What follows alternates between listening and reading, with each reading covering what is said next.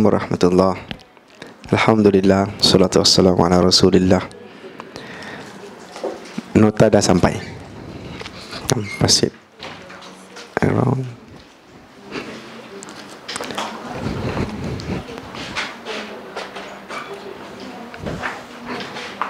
dua. Okay, dah ada.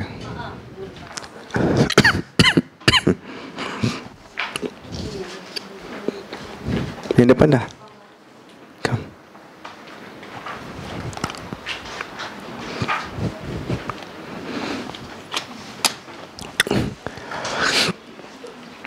Okey, kita sambung.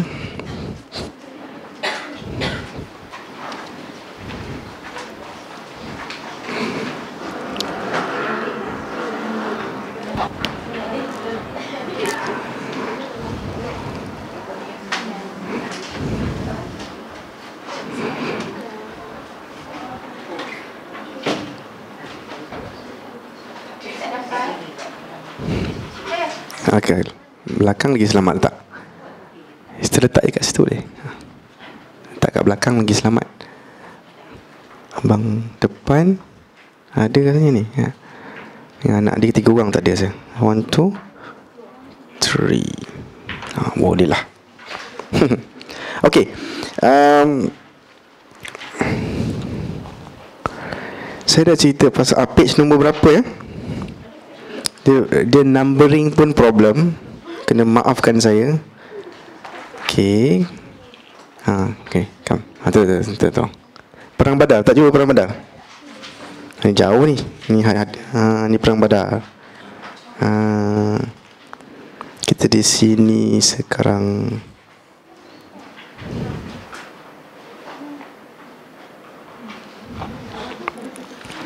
Dan sekarang kita di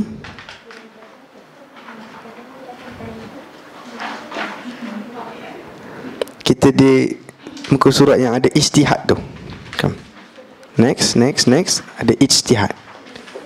Sorry numbering problem saya masih dalam dalam improvement lah ya. Perang Badar, a few pages ada ijtihad.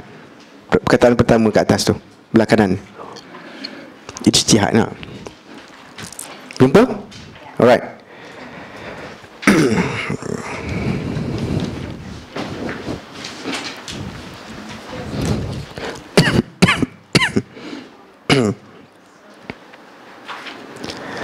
Okay, just not for you to know, Nabi Muhammad sendiri ada ijtihad dalam hidup dia.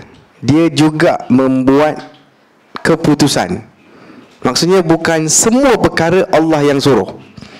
Jadi sebab itu ada soalan daripada sahabat, Nabi, yang ini dari Allah ke ataupun dari pandangan kau?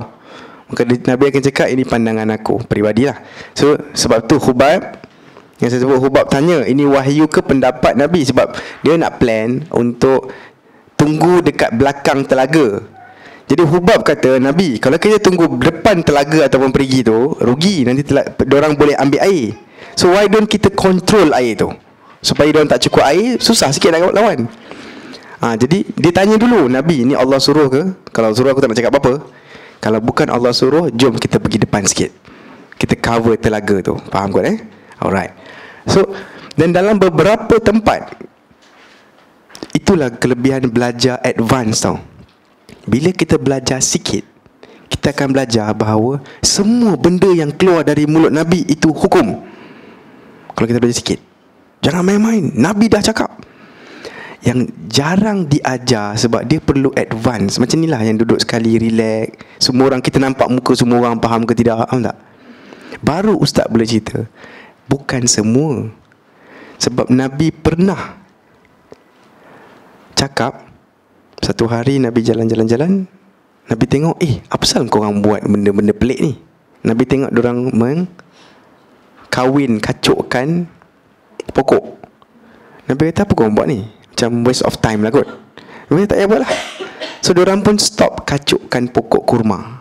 And then bila musim menuai datang, menuai maksudnya ambil harvesting, Nabi pula tanya, macam mungkin lepas beberapa bulan asal lah, kenapa buah tak banyak tahun ni? Dia cakap, Nabi ingat tak hari tu you cakap jangan kacuk-kacuk? Tu lah sebabnya. Biasa kami kacuk, bila tak kacuk jadi sikit gini lah. Masa tu Nabi kata apa? Dia kata, antum a'lamu bi umuri dunyakum. You know about your dunia better. Tetapi Nabi sambung, tetapi dalam hal dunia, fa ilayya, you come back to me. Dunia.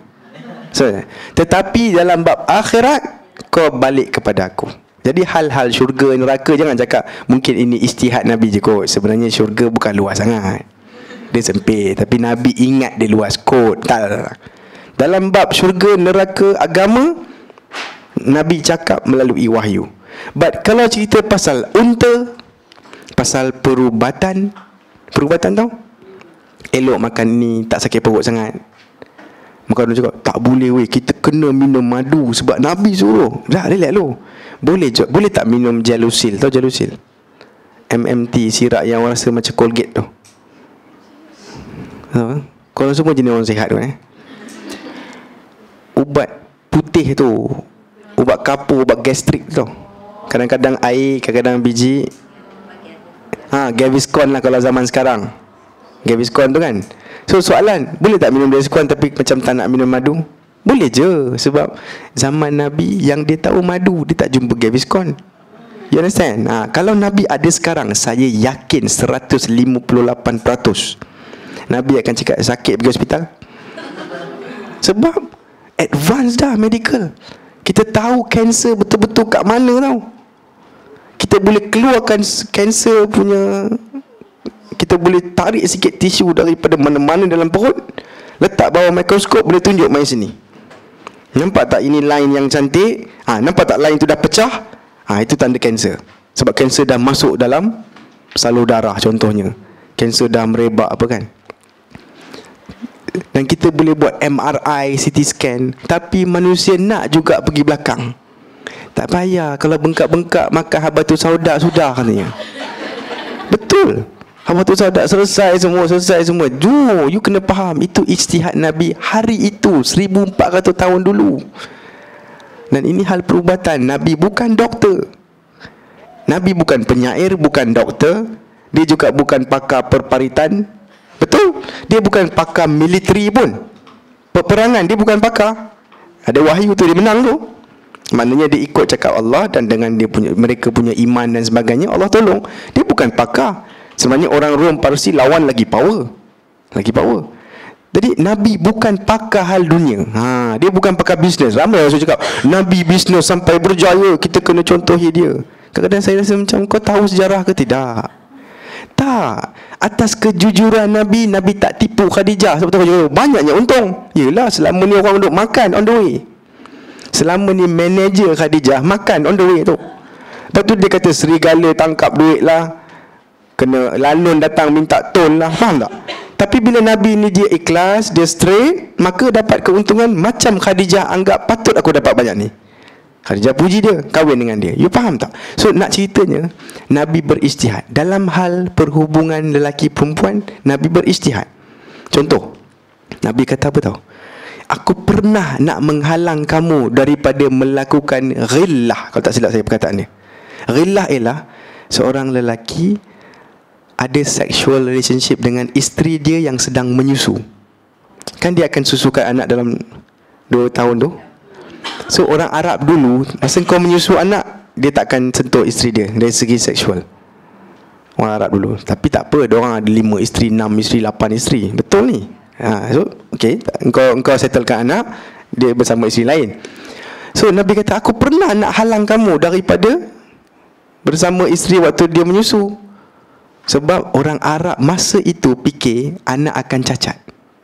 Anak yang akan datang akan cacat kalau you bersama isteri waktu ni. Tapi Nabi kata apa tahu? Aku stop, aku tak jadi nak halang kamu, kerana aku tengok orang Rom dan Parsi buat dan mereka sihat je. Maksudnya Nabi pun tengok, tapi diorang buat okey. Faham tak? Nabi pun ada eksperimen dia tu lah. So dia, kita tak boleh kata semua benda yang Nabi cakap mesti jadi agama atau hukum, kecuali hal-hal akhirat, hal agama, hal din lah. So dalam hal ni Nabi kata, jom kita camping sini. Dah. Tu orang tanya, Nabi kena ke sini? Allah yang cakap ke pendapat kau? Pendapat aku. Okey Nabi, kalau pendapat, jom kita pergi depan sikit. Gitulah. Alright? Alhamdulillah. Harap semua faham lah Malam tu Nabi akan solat panjang, orang lain pula tidur nyenyak. Nah, Allah bagi ketenangan kepada mereka dalam bentuk mengantuk sebenarnya. Dalam peperangan, mengantuk tu rupanya bagus. Pelik Pelik betul.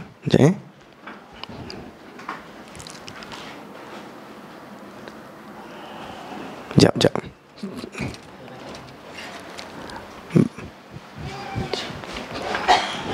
Mak dia.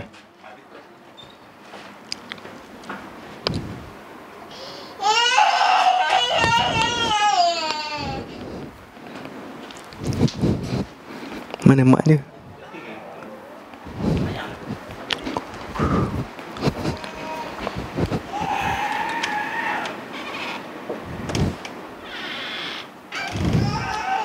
Tengok sekejap mak dia.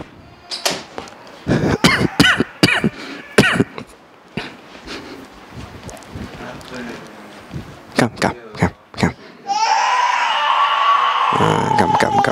It's okay. Come.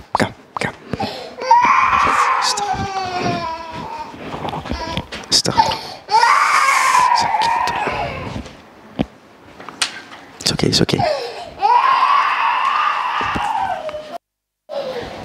Okay, sorry. Solat yang panjang, orang lain tidur nyenyak. Lepas tu ada hujan pula. Mengikut riwayat, hujan turun dengan lebatnya. Tapi hujan ni dia ada dua efek. Satu menyusahkan, satu lagi menyenangkan. Dia menyenangkan bahagian orang Islam, iaitu tanah jadi padat. So diorang tak jadi taklah. Kalau pasir saja kan, kuda dengan unta susah nak jalan. Tapi bila tanah padat, kuda kita lagi laju. Tapi on the other side, dia jadi becak pula. Jadi kuda jadi susah, ataupun unta jadi susah nak gerak. Gitulah lebih kurang. Dan manusia pun nak susah nak gerak lah. Pada siang hari 17 Ramadan esoknya, Nabi akan jalan di antara saf. Dan ini kononnya ialah perkara baru dalam mana-mana peperangan. Rupanya orang Rom, Parsi semua kalau perang main hantam je. Kumpul semua 50,000, jom. Faham tak? Dia tak ada sibuk nak buat saf. Jadi Nabi kononnya, saf ialah style orang Islam lah. Buat saf lah.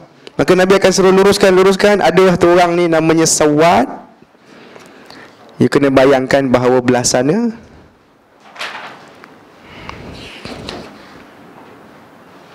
saya sebenarnya tengah pergi balik Kita dah cerita dah sikit-sikit tadi, tapi saya tambah sikit lagi, okay? Bila tengah, kita kena bayangkan orang belah sana 1,000 orang tengah line up tunggu, ada bunyi-bunyi sikit, orang akan jerit-jerit. Belah sini orang Islam dengan pakaian yang simple, tak ada senjata kan. You tak, kita hanya Allah yang tahulah sekarang. Tak nak tanya diorang kan, jantung diorang macam mana punya berdegup, betul tak? Kita takkan cakap diorang semua tak takut langsung, jom, kalau berani mati jom. Tak, sebab mereka manusia. Dan kita ada dengar kisah-kisah betapa mereka pun kena paksa diri mereka untuk masuk.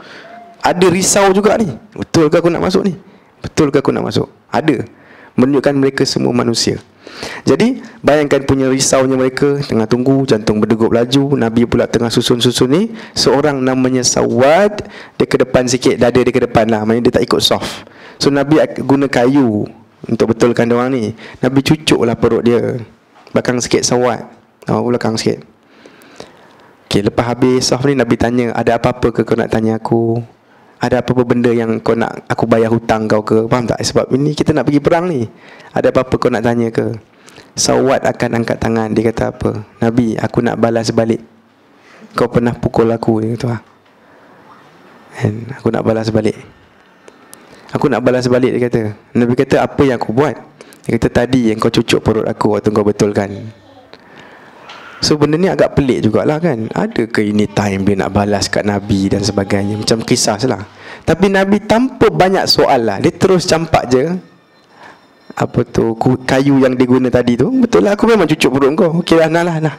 Cucuk, buatlah balik walaupun sikit. Itu hak kau. Nabi tak bising banyak. Nabi tak kata benda berkira kau. Kan? Betul, kita kata berkira sikit je, tampar sikit je, apa nak tampar balik. So Sawad akan ambil kayu. Dia kata, tapi Nabi tak adil. Kenapa? Kata, sebab tadi kau cucuk aku tak ada baju kat sini. Maknanya dia orang pakai macam pakaian-pakaian yang balut-balut je tau. So tadi kan aku bare kulit aku, jadi tak adil lah Nabi. Nabi pun okey lah, dia angkat baju dia. Bila Nabi angkat aja, sahabat terus pergi peluk Nabi dan cium perut Nabi ni. Lepas tu Nabi kata, kenapa ni sahabat? Ni kenapa pula ni kan? Kenapa? Dia kata, Nabi kau tengok depan kita ni berapa ramai diorang ni, dan tengoklah keadaan kita. Aku takut lepas ni aku mati. Dan engkau Nabi, dia kata, kau Nabi, bila engkau mati nanti, bila aku mati, aku tunggu kau mati betul tak? Untuk jumpa lagi. Aku tak tahu aku akan jumpa kau bila lagi. Dan kau Nabi, siapalah aku, kata. Di akhirat nanti pun, nanti kau tempat lain, aku tempat lain. Aku tak tahu. Nabi memang dah pasti dah. So aku takut aku takkan jumpa kau lagi selepas ni. Sebab itulah aku nak jadikan perkara terakhir yang aku buat dalam dunia sebelum aku mati ialah kulit engkau kena kulit akulah. Dia punya sayang kat Nabi, tapi dia rasa dia rendah sangat. Dia rasa dia rendah. Takkanlah aku nak jumpa Nabi boleh salam-salam nanti kan. Maka dia nak ambil kesempatan lah hari ni. Itu antara kisah tentang balas dendam tu. Yang kita sebenarnya ada banyak kisah. Ada tajuk lain, nama sahabat lain, Ukashah ibn Mihsan, semuanya. Ada yang kisah riwayatnya panjang. Yang saya tahu, yang paling sahih setahu saya ialah kisah ni lah. Sawat nama dia. Okey. Jadi bila jadi macam tu, orang lain pun jadi sedih. Okey, tak apa, Nabi kata dah beratur-beratur balik. Dan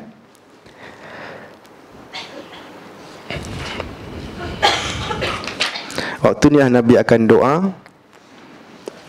Bayangkan kita dah dekat, Nabi akan doa, solat, dan Nabi akan doa, angkat tangan. Antara doa Nabi ialah, ya Allah, kalau kau tak selamatkan kami kali ni, aku takut tak ada siapa yang akan jadi hamba kau lagi lah. Sebab kalau geng ni kalah, menang, habis, dia kata. Orang sikit-sikit kat Madinah akan habis lah. Dia orang akan sambung punya. Dia akan bunuh semua kat Madinah. So ya Allah, kau kena selamatkan kami. Seolah macam paksa Allah, faham tak? Nampak tak Nabi punya perkataan macam paksa? If you don't help us today, aku takut tak ada orang akan semayang kat kau, faham tak? Akan ibadah kepada engkau. Kan betul tak macam bagi Allah tak ada pilihan? Faham tak? Sebenarnya kita disuruh doa macam tu. Jangan cakap, ya Allah, kalau boleh selamatkanlah kami, sebab kami pun nak hidup juga. Tak mau macam tu. Ya Allah, aku mau hidup, selamatkan aku. Arahkan Allah untuk selamatkan you. You tak boleh kata. Ada hadis tau, dalam hadis riwayat Bukhari ni, Nabi kata, jangan doa macam ni Allahummarhamni in syi'ta. Allahummarhamni, ya Allah, rahmatilah aku. Perkataan salah ialah in syi'ta, kalau engkau mahu. Kau tak boleh kata Allah marzuqni in syi'ta. Don't say that, Nabi kata. Cakaplah Allahummarhamni, faham tak? Habis, tak mau in syi'ta tu, kalau boleh. Perkataan kalau boleh, kalau kau nak, kalau boleh, tak boleh. You kena minta dekat Allah betul-betul. Dan Nabi sambung lagi perkataan dia. Dia kata, you don't worry. Don't worry, sebab Allah tak boleh dipaksa pun. Allah maha kuat. You boleh ke Allah kata, kau ni paksa aku. Aku duit banyak ni je, faham tak? Orang yang duit sikit yang rasa terpaksa. Orang yang duit tak habis-habis, duk habis kat kilang, kat rumah, duk buat RM1,000. Setakat orang minta 50%, yang kita minta kat Allah ialah 50% je sebenarnya. Di sisi Allah, perbendaharaan dia sangat besar, khazanah Allah. So, orang yang sangat kaya, dia tak rasa terpaksa dengan 5%, 10%, RM3.50, faham tak? Yang kita minta tu, itu je nilai untuk Allah tu. Jadi, you jangan risau paksa Allah. Allah memang kaya dah. Isunya ialah, you kena bersungguh-sungguh lah doa.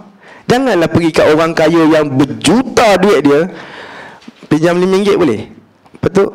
Kalau boleh lah. Kalau tak ada, tak apa. Orang tu nak bagi pun malas kan. Kau nak ke tak nak?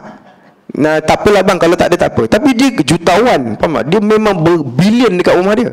Kita yang miskin tak cukup makan ni, saya lapar. Kalau ada RM5 boleh tak bagi? Kalau tak ada, tak apa tak bang? Dengan Allah jangan macam tu. Dengan manusia mungkin macam tu. Dengan Allah jangan, sebab Allah maha kaya. Dia takkan berkira untuk bagi. So kita semua lepas ni, dan kalau you nak tahu, dalam bahasa Arab, semua doa sebenarnya arahan. Dia fi'il amar. Allahummarhamni, arahan. Ya Allah, rahmati aku. Saya tukar tone ni bunyi macam amaran kan? Macam arahan kan? Memang dia arahan, cuma kita panggil dia doa, seruan. Kalau dalam bahasa Melayu, ya Allah, limpahkanlah kurnia kepada kami. Bila ada lah tu, bunyi dia macam kalau boleh. Faham tak? Sebenarnya bahasa Arab ialah, ya Allah, bagi duit, Allah bagi kaya, Allah bagi nur, bagi cahaya. Betul tak macam Nabi ajar doa? Bukan ya Allah bagi nur je. Ya Allah, bayangkan doa doa tentang cahaya je Ya Allah, jadikanlah mata aku ni cahaya, pendengaran aku cahaya, lidah aku cahaya. Bagilah cahaya di depan aku, di belakang aku, di atas aku, di bawah aku. Faham tak? Allahumma ja'alni nura. Ya Allah, jadikan aku cahaya. Nampak tak arahan kepada Allah? You bayangkan kalau you minta dekat satu orang, bagi aku makan lunch, dinner, lepas tu breakfast esok. Lepas tu, faham tak? Macam orang yang tak puas tau. Nampak tak? Doa dia pun menunjukkan kita tak puas. Kemudian Allahumma zidni nura. Ya Allah, tambahkan cahaya atas aku. Okey, saya nak hafal ni. Dia ada 23, 24 benda tau dia minta cahaya tu, cahaya ni, cahaya. Allahumma ja'al fi qalbi nura, wa fi basari nura, wa fi sam'i nura, wa fi izami nura. Telinga, sam'i nura. Wa fi izami nura. Tulang aku bagi cahaya. Nampak tak paksanya Allah ni? Tulang pun kau nak cahaya. Kalau dekat riwayat, wa fi jildi nura, kulit aku bagi cahaya. Wa fi nidira, betul? Allahumma ja'al nura fawqa nura. Ya Allah, bagi aku arah ni cahaya atas cahaya. So tamak haloba betul manusia ni kan. Memang itu cara minta ke Allah. Minta habis-habis, seolah-olah bagi miskin, Allah bagi kaya kita, seolah-olah. Tapi jangan takut, Allah maha kaya. So lepas ni kita tukar cara doa boleh. Minta betul-betul, jangan lepaskan Allah. Seolah-olah pegang baju orang yang kita minta ni, dia bagi baru lepas. So, ya Allah, bagi aku naik pangkat. Tak naik lagi kan? Zuhur pula, ya Allah bagi naik pangkat. Tak naik lagi ni, ya Allah bagi naik pangkat. Maghrib, Isyak, esok, lusa, tulat. Tunggulah, nanti kau dapat, kau terkejut. Ya Allah, betul rupanya. Kita sebenarnya tak percaya dengan the power of doa sebenarnya. Kita tak apa-apa percaya. Try buat sekali. You just fokus satu benda you nak. You doa gila-gila sampai dapat, nanti you jadi gila. Nanti jadi addicted. Kalau macam ini Allah bagi, aku ndak lah lagi kan. Kita minta. Nabi Ayub tak pernah dengar Nabi Ayub tak? Dengar cerita Nabi Ayub tak? Nabi Ayub nanti dia akan sakit, kemudian dia akan sihat. Sihat tu pun bersyukur lah kan. Kemudian dia akan mandi ke apa tak. Allah akan turunkan belalang yang emas. Belalang emas. Nabi Ayub, belalang emas yang tengah terbang tu, dia pun kutip. Orang lain kutip normal lah kan. Nabi Ayub kutip. Allah tanya Nabi Ayub, tak cukup ke apa yang kau dapat selama ni? Sebab dia dapat macam-macam. Apa yang dihilang tadi, dia dapat balik semua, siap berganda. Kan dia hilang anak lah apa semua tu, dia akan dapat balik. Tak cukup tu, emas tu simpan lagi ni. Dan bila Allah tanya Ayub, tak puas ke lagi? Ayub cakap apa? Ya Allah, aku takkan puas dengan pemberian kau, katanya. This is your fadl kan, your kelebihan. Why can't I take? Take lah. Jadi manusia memang kena perangai macam tu. Dan guess what? Allah suka dengan ketamakan kita tu. Itu tanda kita perlu dia. Kalau kita cakap ke Allah, ya Allah tak payah. You nak anak tak? Allah tanya. Tak apa ya Allah, tak ada anak tak apa, I'm okay. You nak kahwin tak? Tak apa Allah, I tak perlu isteri. You baju tak payah, satu selai dah ada. You nak masuk syurga? Ya Allah, no. As long as you are there, I'm here, I'm fine.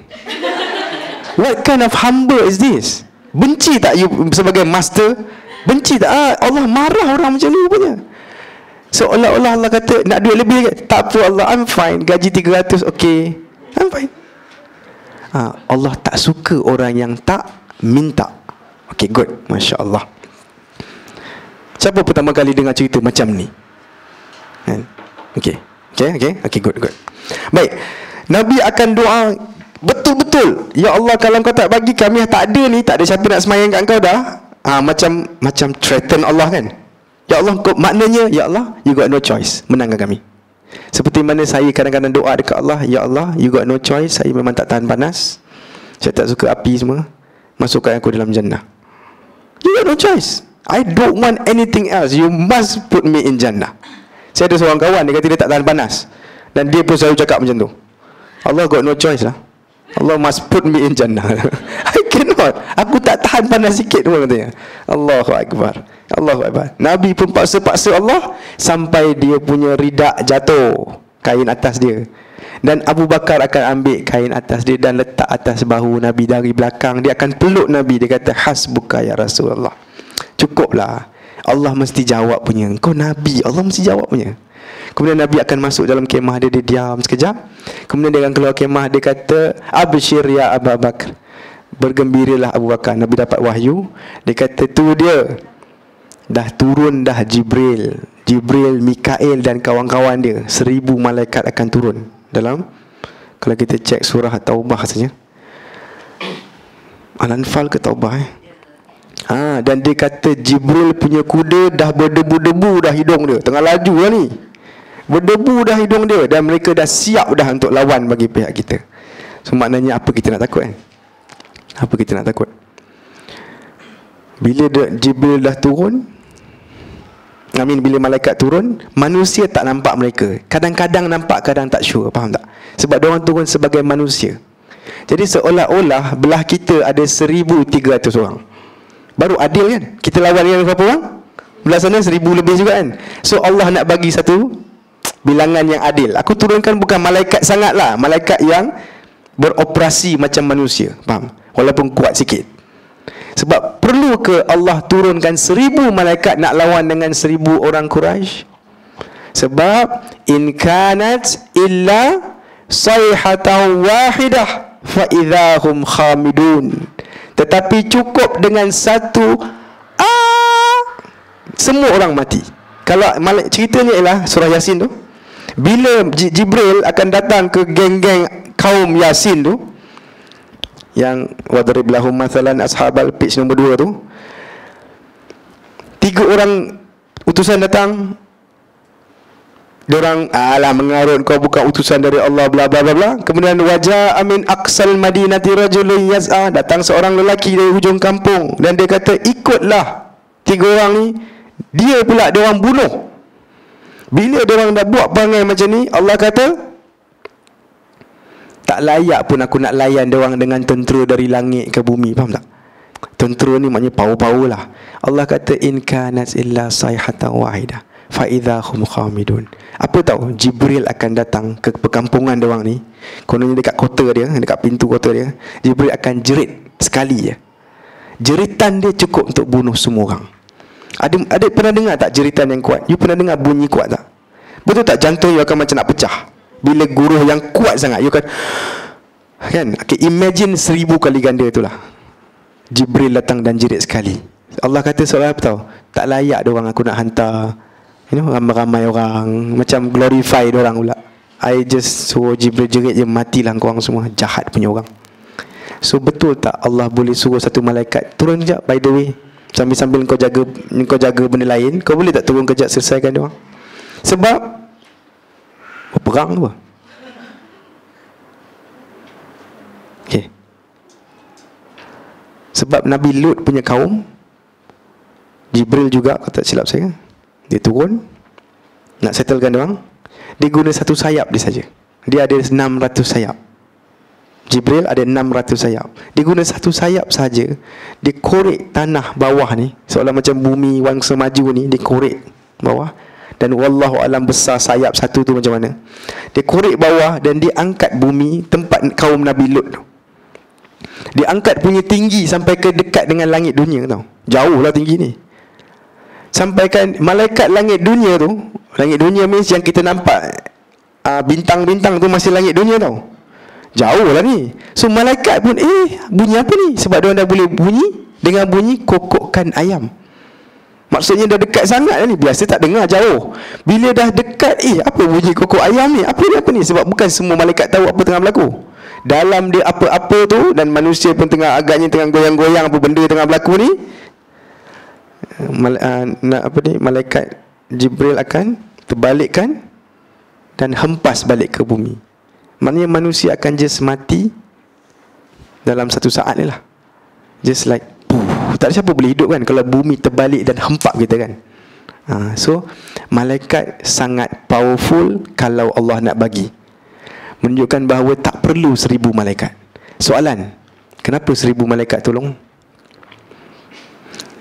Sebab Allah tak nak manjakan kita sebenarnya. Kalaulah budayanya ialah Nabi kata, ya Allah turunkan Jibril untuk aku, Jibril turun dan dia semua orang mati. Kalau itu budayanya, maka tidak ada jihad lah. Tak ada orang akan berusaha. Sambil kat rumah, tak apa yang nanti abang balik. Nanti Jibril turun lah. Tak ada hal. Abang pergi kejap je, cukup syarat katanya. Betul tak? Jangan takut, abang mesti balik punya. Tak boleh cakap macam tu, tak boleh fikir macam tu. You doa, Allah akan tolong, tapi you kena usaha. So ahli Badar, dia akan lawan. Dia bukan kata, Nabi 1000 malaikat, best gila, kopi jom. Nak buat kopi, buat teh, jangan minum. Alah, Jibril, Mikail dah turun. Apa cerita? Tak, everybody poured their effort. Jibril tolong tak kira lah, aku kena kerja. Itu yang sahabat-sahabat belajar daripada peristiwa-peristiwa ini. Allah nak kita buat macam ni rupanya. You do, Allah akan push dari belakang. Maknanya you berusaha, you isi borang apa kan, Allah akan lembutkan hati pemeriksa tu ataupun penyain tu. Okay. Bukan kerja you tak boleh buat kan hati manusia. Mungkin dia marah bini dia hari tu, dia tengok menyampah tengok muka kau, tak payah muka gini, lebih kurang macam muka bini aku je, dia buang katanya. Sebab hari tu dia gaduh dengan bini dia. Betul tak? Allah boleh buat apa saja. Tapi yang you minta kat Allah tu, bantuan-bantuan yang tak diketahui itulah. Jadi kita kena usaha, Allah akan bantu yang lagi 150% lah. Okey, semoga Allah jadikan kita orang yang berusaha. Bukan orang yang duduk rumah tunggu capati, tunggu roti canai. Rezeki tak ke mana katanya. Kalau geng orang peribahasa Melayu kan, rezeki secupak takkan jadi segantang. Pernah dengar? Korang yang umur 20-an mungkin tak berapa dengar. Yalah, duduk je lah. Sebab apa? Yang secupak takkan jadi segantang katanya. Itu yang kita laid back tu. Itu yang buat menyaga mi rebus Jeffrey. Bila orang datang, bang, mi rebus tu. Sorry, mi rebus habis. You tajuk mi rebus, pergi nak makan mi rebus, sorry, mi rebus habis. Apa-apa ada, nasi goreng, nasi ayam tu. Apa maknanya usaha dia tak berapa ada tak? Ada lah. Nak makan, tak nak pergi sebelah. Style kita gitu tau. Kita kenalah semangat sikit berusaha. Apa benda lah, malu betul kita dengan diri sendiri kan? Gitulah. Lagi satu yang sedih apa? Pergi kedai makan, orang Islam Malaysia. Bang, Milo ais satu, Milo habisnya. Sebelah 7-Eleven, sebelah sana kedai runcit, hujung sana kedai runcit. Bang, tak boleh ke you keluar kejap beli? Sebab ni customer kan. You mungkin rugi 20 sen nak beli kat 7-Eleven kan, tapi customer tak lari, betul tak? Aduh. Sebab apa? Tak apalah, apa yang ada cukup lah katanya. Alright, kisah kurma. Sambil duduk-duduk, Nabi kata apa? Jom kita pergi. Nabi kata, jom. Dia kata, qumu ila jannatin arduhas samawati wal ard. Dia kata bangun kepada jannah. Maksudnya semua orang ni semangat, jom stand up tu jannah yang mana bumi dia, jannah tu lantai dia seluas langit dan bumi. You faham? Katakan ini syurga. This is the ardu syurga punya. Ard maksudnya the lantai lah, senang. So syurga punya lantai, Nabi kata, dan ayat Quran pun sebut, ardu ni ialah seluas langit dan bumi. So imagine kalau kita langit dan bumi dah gini, naiknya macam mana? Allahu a'lam. Belum cerita tiang ni lagi, kita baru cerita dia punya tapak dia seluas langit dan bumi. So satu orang dengar benda ni, namanya Humam. Dia tengah makan kurma rupanya. Kan diorang akan take turns pergi depan, lepas tu dah penat pergi belakang kan. Ni perang dah start lah anggap Perang ni 5 jam je, cerita tak banyak sangat. Okay?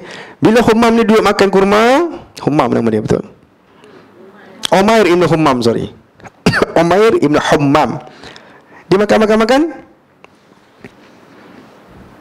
Dia tanya Nabi, syurga luas macam tu, Sebab dia mungkin orang baru masuk Islam setahun lepas ataupun 5 bulan lepas.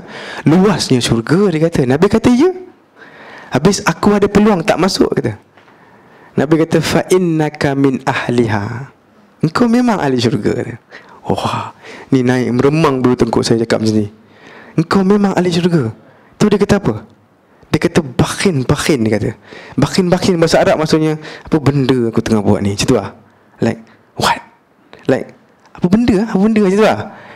Tu Nabi tanya, apa salah kau cakap apa benda-benda ni tu lah, macam kau macam cela diri sendiri lah, gitu. Like what am I doing here? Kan? So Nabi tanya dia, kenapa kau cakap macam tu? Dia kata, ni aku tengah makan ni, kurma ni lambatkan aku nak masuk syurga, kata. Betul tak? Ni kena habis kan? Dia cakap, kalau aku pergi aku mati, aku masuk syurga, Nabi. Kata ya. Dia buat apa? Dia baling kurma yang separuh lagi, sebab melambatkan kena kunyang. Dia kata lambatnya nak masuk syurga. Dia baling, buang, lempar, dan dia lari, ambil pedang lari, dan dia akan lawan dan dia akan mati. Allahu Akbar. Rupanya orang yang rasa dia itu ahli syurga, dia akan buat kerja dengan baik, dia tak tangguh dan sebagainya. Semoga Allah bagi kita lah pemahaman macam tu. Kalau syurga bukan kita masuk, siapa lagi nak masuk? Keldai, faham tak? Kerusi nak masuk syurga ke? Mestilah kita. Cakap amin. Amin. Okey, ya Allah masukkan kita semua ke dalam syurga. Amin. Baik, dia akan mati syahid. Tempoh perang ialah 5 jam. Malaikat akan berpakaian macam Az-Zubair ibnu Awam, iaitu pakai serban kuning. Hari itu Zubair pakai serban kuning. Kisah satu pasal malaikat. Inilah mungkin kisah perang yang paling panjang lah, Badar ni. Kisah satu, kan malaikat turun untuk tolong orang Islam. Satu lelaki, dia kata, seseorang daripada sahabat Nabi, dia kata, aku dah pergi dekat orang jahat tu, aku dah lawan dengan dia, lepas tu aku nak habiskan dia lah ni. Okay, dah berusaha lah ni. Bila aku nak turunkan pedang je kat dia, tiba-tiba ada bunyi dari sebelah kanan aku ke apa, dia kata aqdim haizum, maksudnya cepatlah haizum. Maknanya satu orang lelaki handsome, dia duk paksa kuda dia laju sikit, dan kuda ada nama Haizum. Kuda ada nama Haizum. Jadi lelaki tu maknanya dia kata cepat Haizum. Jadi dia paksa kuda dia. Bila dah dekat, aku dengar bunyi cemeti yang whip tu, zip. Waktu aku dengar bunyi tu, aku tengok lelaki tu, hidung dia dah putus dah. The next thing aku nampak, dia dah mati. Maknanya orang sahabat ni nak buat, tapi malaikat berebut-rebut nak buat tu juga. Maknanya betul tak? You usaha, Allah hantar bantuan. Maknanya you tak payah penat sangat lah. Tapi you dah buat ni, you memang nak buat dah, tapi Allah akan bantu. Bila dia cerita kat Nabi, dia kata dia tak faham apa benda tu, Nabi. Faham tak? What happened? Nabi kata itu bantuan dari langit ke? Betul tak? Langit ketiga. Mengikut riwayatnya, Jibril punya kuda nama Haizum. Jadi boleh jadi itu Jibril lah tu, yang dia cerita tu. Betul lah. Maknanya lagi satu yang menarik, malaikat pun ada kuda. Soalan, kuda tu kuda manusia ke kuda malaikat? Pula dah. Maksudnya kuda tu sendiri satu makhluk lain tau. Kuda malaikat cerita lain tau. Sebab dia tak sama kuda kita. Dan mesti bukan kuda kepang lah, sebab ada orang Johor kat sini. Dan kalau you nak tahu, jin pun ada kuda. Maksudnya setiap bangsa, sebab kita ada at least 3 bangsa yang clear lah. Bangsa manusia, bangsa jin, bangsa malaikat. Tiga-tiga pun ada kehidupan masing-masing. Tiga-tiga ada binatang masing-masing. Yang paling clear ialah jin dan manusia. Jin ada kambing dia, ada lembu dia tau. Jin punya lembu. You faham Tahu tak Nabi pernah halang orang daripada istinja dengan kotoran binatang? Belajar tak fikah sikit-sikit. Kita kan boleh istinja kalau tak ada air. Kita boleh guna batu, kayu boleh, tisu pun boleh. Okay? Istinja faham? Siapa tak faham tanya Tapi pernah Nabi diberikan beberapa batu bulat-bulat gitu. Nabi ambil. Yang ni dia kata, ini kotoran binatang, tak boleh. Nabi buang. Tahu Nabi kata apa? Sebab itu makanan untuk ternakan jin. makanan bagi binatang jin. Jin bukan makan benda tu.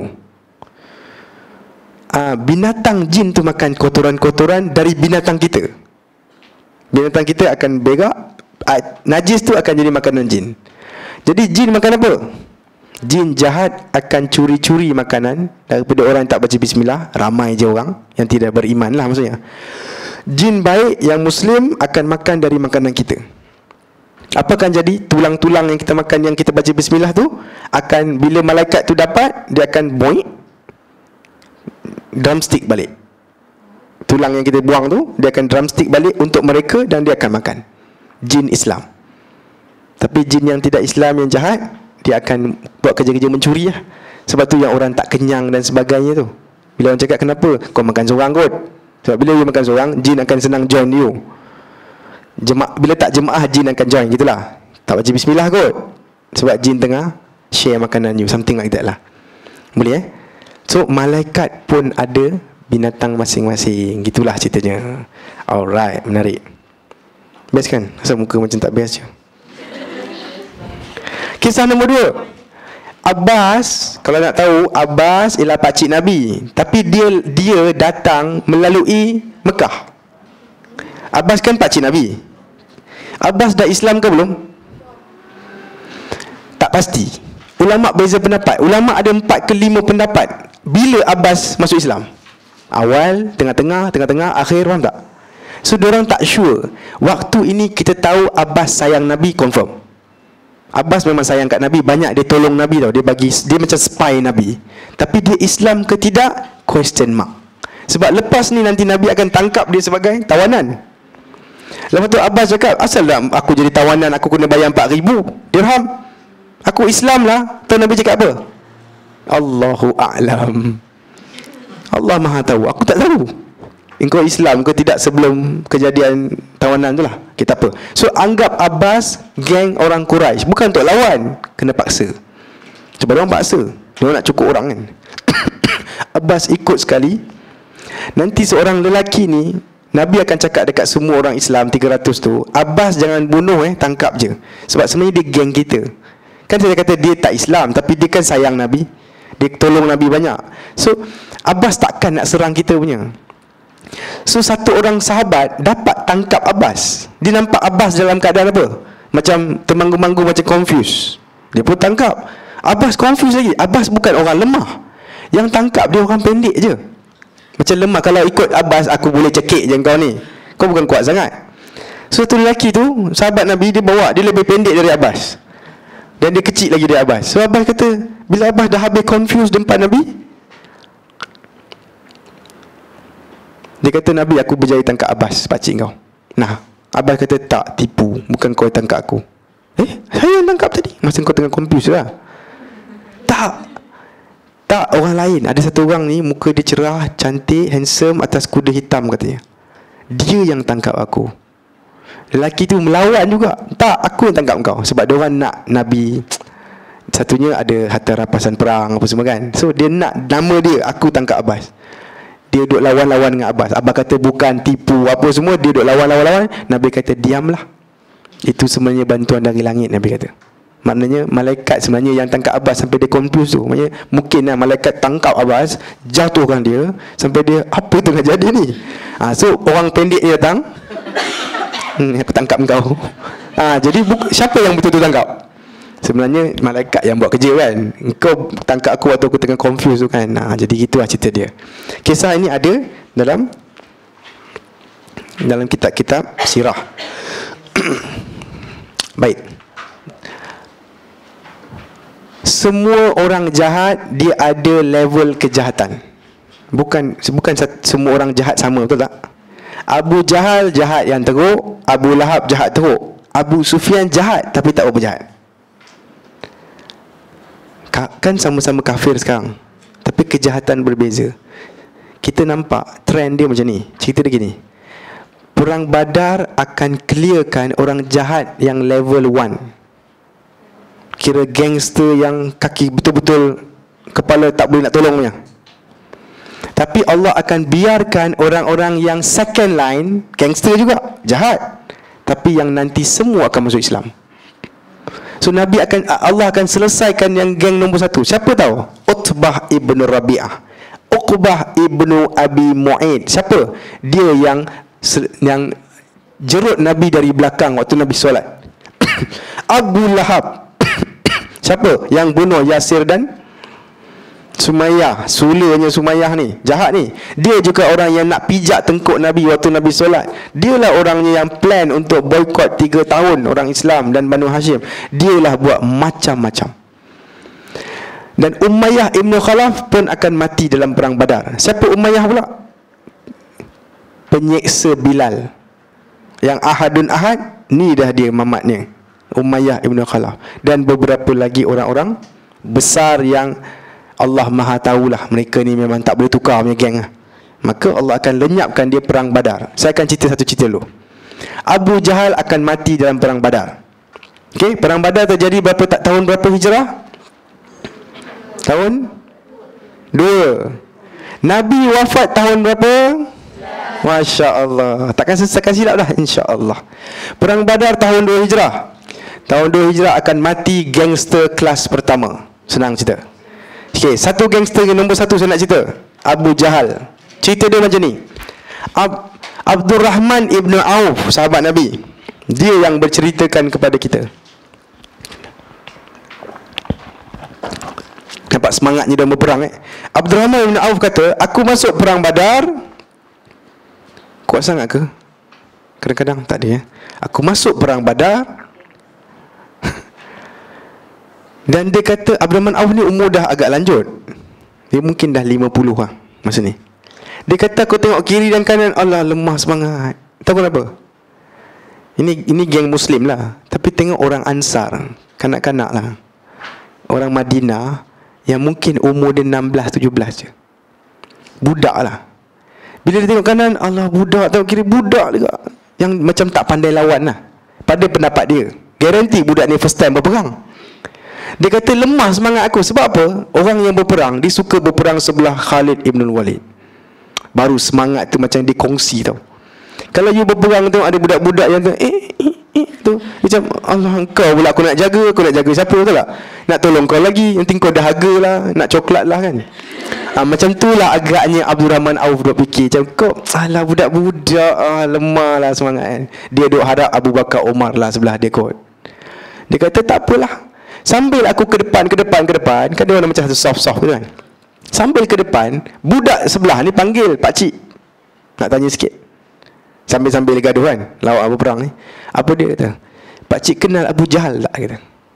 Kena faham, budak ni tak pernah jumpa Abu Jahal.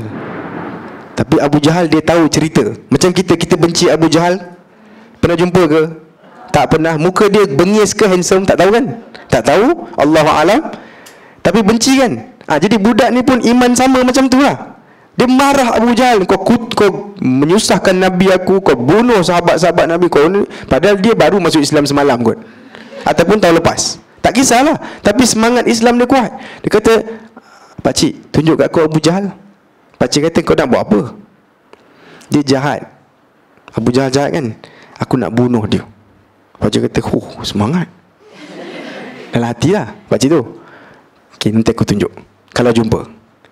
Tiba-tiba gerak, budak sebelah pula. Dia kata, pakcik, apa dia? Pakcik kenal Abu Jahal. Benda sama. Rupanya dua-dua ni ada mission. Dua-dua bermission yang sama. Mana Abu Jahal ni yang paling jahat pada Nabi aku. Dia sayang Nabi lain macam ni. Pakcik pun jawab, nantilah aku jumpa, aku cakap dengan kau. Abdul Rahman Ibn Auf akan ternampak Abu Jahal. Dia kata, tu pakcik kau tu. Itu dia kawan kau kata. Dia kata, Abu Rahman Auf cerita, bila aku tunjuk je itu lelaki tu, you kena faham, ketua peperangan ni belah Quraisy ialah Abu Jahal. Mesti dia kawal kan. Dia takkan duduk seorang-seorang bawa pokok. Antara pengawal dia ialah Ikrimah, anak dia sendiri, yang juga pandai lawan. Tapi dua budak ni tak fikir jauh tau. Mengikut riwayatnya, diorang akan lompat macam terbang dekat Abu Jahal. Jumpa je, memang berani mati punya tau. Dan satu orang sempat jatuh bawah dan dia cepat-cepat tebas kaki Abu Jahal. akan terputus kaki dia, macam disebut macam biji kurma yang dipijak. Biji kurma keras kan? Kalau you terpijak tepi dia, kurma akan jadi apa? Toing. Maka terpelanting kaki dia. Kaki sebelah terpelanting. Seorang lagi dapat badan dia. So akan kena khap macam tu lah. Allahu alam kat mana. Tapi salah seorang dari diorang akan kena, sebab Ikrimah ada situ. So dia libas tangan orang ni, maka tangan dia akan kena potong lebih kurang 80%. Apa akan jadi? Dia akan long lie. Macam dia punya muscle sikit akan tahan. Tapi dah habis lah, tak ada guna dah ni, sebab dah kena potong 80%. So dua-dua ni lepas buat benda tu, diorang gaduh-gaduh, diorang selamatkan diri diorang. Pada mereka, mereka dah buat kerja mereka, iaitu Abu Jahal dah mati. Dua-dua tu bukan sambung perang, pergi jumpa Nabi dulu, nak cakap, Nabi aku yang bunuh tau. Tapi dua orang ni bergaduh dengan tangan melonglai apa semua, still nak cakap, Nabi aku yang bunuh dia, sebab aku dah papkan kaki dia, mesti dia akan berdarah dan mati, gitulah. Nabi aku bunuh, diorang macam compete. Maka Nabi layan budak-budak ni. Budak-budak, Nabi kata tunjuk pedang korang. Dua-dua pun tunjuk, dua-dua berdarah. Logik lah kan. Nabi kata korang dua-dua dah bunuh Abu Jahal, dah sambung perang tu. Maka yang tangan longlai tu akan sambung perang tau. Tapi problem, you guys tak perasan kan, sebenarnya tangan kita ni ada weight tau. Korang pernah tak korang tertidih tangan malam-malam, lepas tu tangan tu jadi berat, tiba-tiba macam apa hal tangan aku jadi berat macam ni, pernah tak? Masa tu dia dah tak ada power lah tu. Sebenarnya kaki dan tangan kita ada berat tau. Tangan kita mungkin 7 kilo, 8 kilo, mungkin 10. Kaki jangan tanya lah kan, lagilah banyak, mungkin 15 kan. So bila tangan you jadi liability,